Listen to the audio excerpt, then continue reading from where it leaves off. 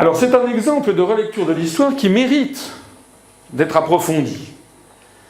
Parce qu'au moment, notamment dans la perspective de la Constitution européenne, on a vu, on le fait un peu moins d'ailleurs en ce moment, tous nos ténors politiques agiter le fantôme de Victor Hugo qui en impose dans les chaumières, parce que Victor Hugo est quand même considéré comme un grand écrivain, un grand écrivain, un grand penseur. Puis le Victor Hugo de la fin de la vie n'est pas celui du début de sa vie, du milieu de sa vie. Bon.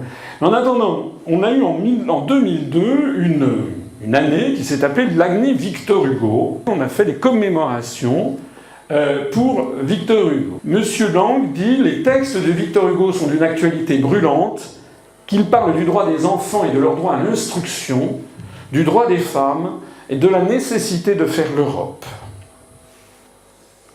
On a Lionel Jospin qui le dit le 18 février 2002 dans Ouest France, il est Premier ministre à l'époque. Victor Hugo a développé une vision prophétique des États-Unis d'Europe. Le message de paix et d'unité que nous a laissé Victor Hugo doit continuer d'inspirer le projet européen. Message de paix et d'unité, pour que l'Union européenne, sans rien perdre de son ambition, s'élargisse à d'autres pays. C'était la perspective de l'élargissement aux pays d'Europe de l'Est. Jean-François Poncet, parce qu'il n'y a pas que les socialistes, tout le monde s'y met, sénateur UDF, ancien ministre des Affaires étrangères, le 20 février 2002, il va de son couplet pour rendre hommage à Victor Hugo. Victor Hugo est bien le père spirituel de l'Union européenne, nous dit-il.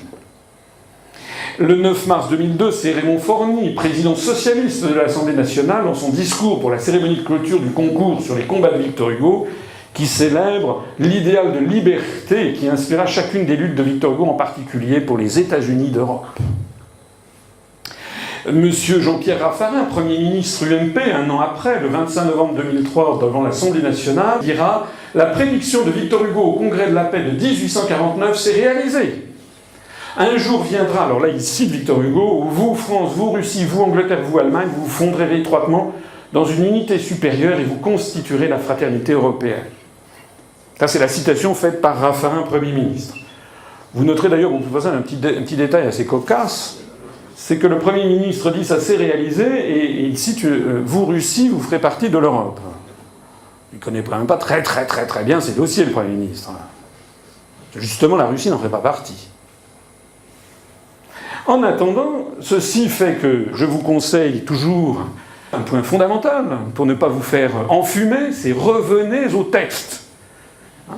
Quand vous avez affaire à un parti politique, allez regarder le programme du parti politique.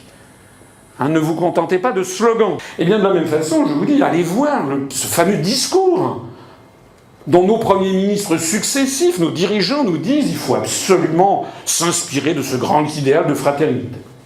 Qu'a dit exactement Victor Hugo au Congrès de la paix du 21 août 1849 ? Un jour viendra où vous, France, vous, Russie, vous, Italie, vous, Angleterre, vous, Allemagne, vous, toute nation du continent, sans perdre vos qualités distinctes et votre glorieuse individualité, vous vous fondrez étroitement dans une unité supérieure et vous constituerez la fraternité européenne.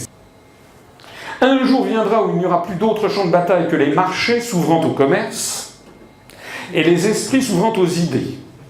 Un jour viendra où l'on verra ces deux groupes immenses, les États-Unis d'Amérique et les États-Unis d'Europe, placés en face l'un de l'autre, se tendant la main par-dessus les mers, échangeant leurs produits, leur commerce, leur industrie, leurs arts, leur génie, défrichant le globe, colonisant les déserts, améliorant la création sous le regard du Créateur avec un grand C, donc sous le regard de Dieu, et combinant ensemble pour un peu en tirer le bien-être de tous ces deux forces infinies, la fraternité des hommes et la puissance de Dieu.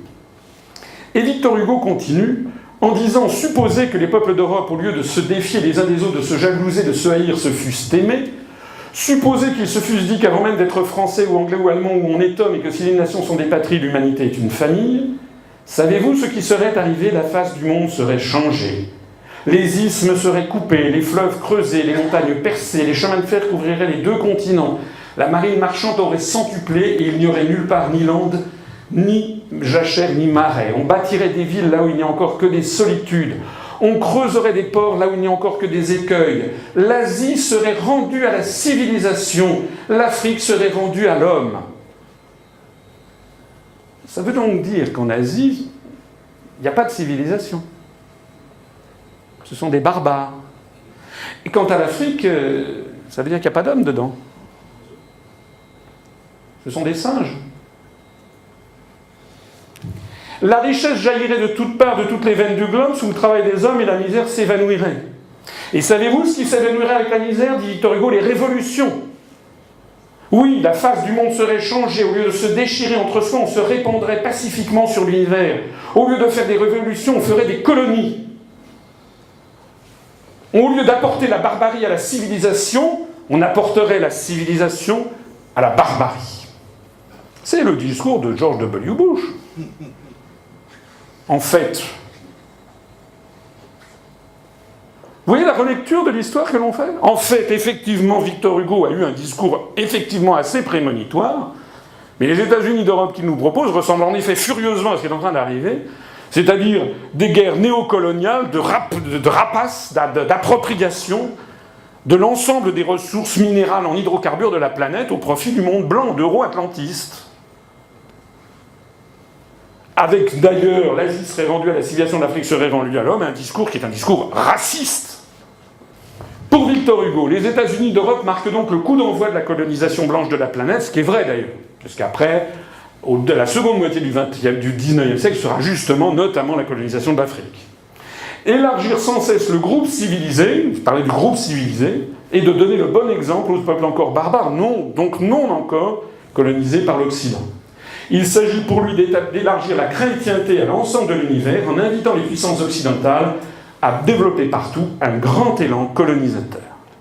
Alors, je ne suis pas là pour assassiner la mémoire posthume de Victor Hugo, d'autant que le Victor Hugo de 1849 changera. Les gens ont le droit de changer, d'évoluer.